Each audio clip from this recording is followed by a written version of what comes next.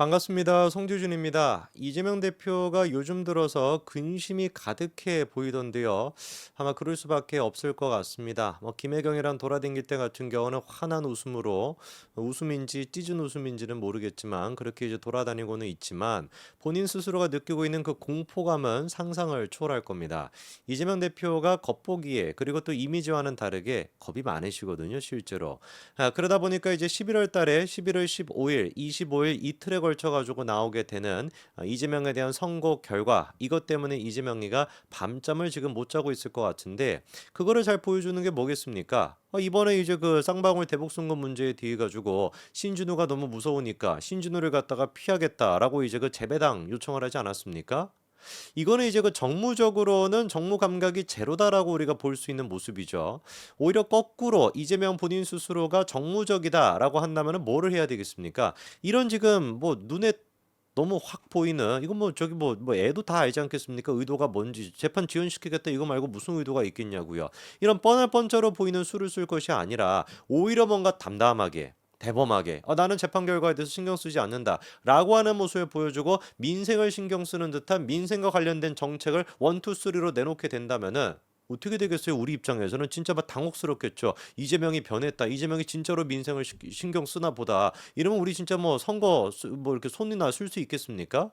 그런데 이재명 같은 경우는 아예 지금 그런 식의 판단은 제로인 것 같아요. 아예 뭔가 민생에 대해 가지고 정책을 내놓겠다 이런 생각은 추후도 없는 것 같습니다. 너무나 뻔히 보이는 수, 정무적인 감각이 제로일 정도로 보이는 수만 쓰고 있죠. 그리고 그 모든 수는 뭐로 지금 통하고 있습니까? 이재명을 지키겠다. 이재명의 사법 리스크를 지키겠다. 자, 그러면 오늘 제가 좀 얘기를 해보고자 하는 것은 뭐냐? 결국에 이제 이재명이 신청을 했었던 신진우 부장판사에 대한 재배당 요청, 법원이 입장을 내놨습니다. 한마디로 어렵다.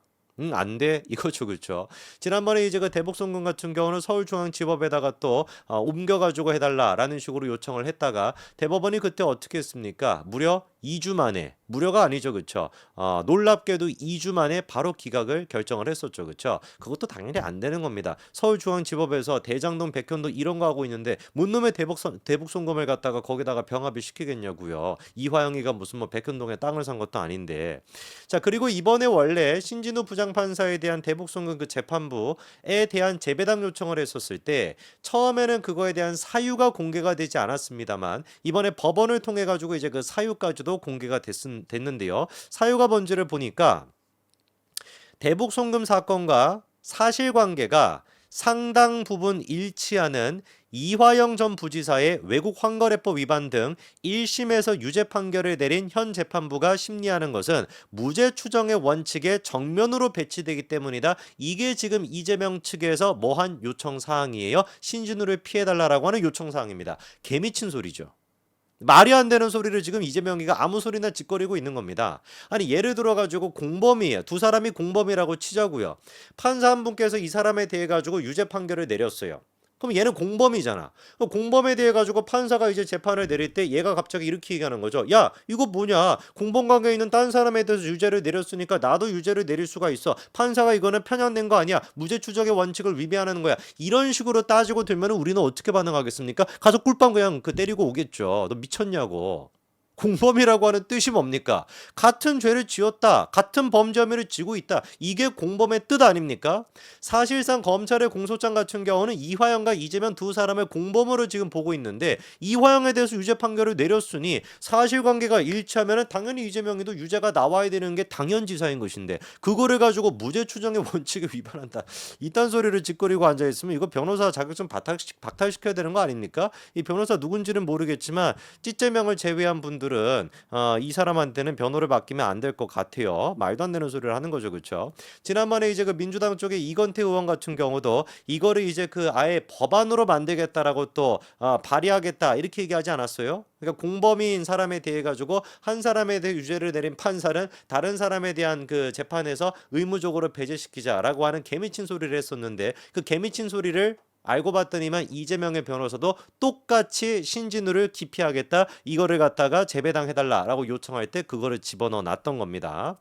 자, 근데 변호인이 하는 얘기를 들어보면은 굉장히 좀 우리가 유의미한 얘기들이 몇 가지가 있습니다. 예를 들어 가지고 현 재판부가 이미 판결 선고한 사건 이화영에 대해서 9년 6개월 내린 그거를 얘기하는 거죠. 그 사건과 이재명 피고인 사건의 증거를 대조해 봤더니 두 사건의 증거가 상당 부분 겹친다. 이게 지금 검사가 하는 얘기가 아닙니다. 이재명의 변호사가 하는 얘기예요. 이재명의 변호사가 지금 뭐라고 실토를 하고 있습니까? 아니 이화영에 대한 9년 6개월 실형이 나왔던 거 그거 내가 사건을 보니까 거기 있는 증거나 이재명에 대한 증거나 상당 부분이 이게 겹칩니다. 왜 그렇겠니? 바로 그게 공범이라고 하는 증거 아니겠습니까? 공범이니까 한 가지 사건에 대해서 범죄자가 두 명이 있으니까 사실상 이제 뭐 이화영 같은 경우는 주범이라고 하기는 좀 어렵겠죠, 그렇죠? 주범은 이제 이재명이고 그 이화영이랑 같이 했다라고 한다면은 뭐가 됐든 간에 증거가 그렇게 겹칠 수밖에 없는 거야, 얘야. 왜? 그게 바로 공범의 뜻이니까. 그러면서 뭐라고 또 변호사가 얘기하냐? 두 가지 사건에 지금 이제 증거가 겹치다 보니 현 재판부가 본의 아니게 이재명 피고인에 대한 검찰의 증거 기록을 검토하고 피고인을 대면하게 된 것이며 그 중에는 피고인이 동의하지 않은 증거도 포함됐을 것이다. 이게 왜 본의 아니게죠? 왜 본의 아니게 이재명에 대한 검찰의 증거를 검토했다라고 얘기하는 것이죠? 이거는 본의 아니게가 아니라 이거는 의도적으로 당연히라는 그 수식어가 맞는 겁니다. 당연히 이재명에 대한 증거 기록도 검토를 해야 되는 거겠죠. 검찰이 그런 식으로 증거를 지금 짜맞추게 해가지고 이재명과 이화영을 붙여넣은 것이 아니라 그 증거를 그냥 수집하다 보니까 관련돼 있는 사람이 누구누구였던 거예요? 이화영과 이재명이었던 겁니다. 사후에 이재명과 이화영이 등장을 하게 되는 것이고 사전에 이화영과 이재명을 맞춰놓고 증거를 맞춰나간 게 아니거든요. 자, 그래서 재판부가 이번에 재배당 요청에 대해 가지고 뭐라고 이제 또 입장을 밝혔는지를 들어보니까요. 재판 진행 경과와 심리 정도에 비추어 재배당을 못할 사건은 아니다. 그러나 사유가 문제다.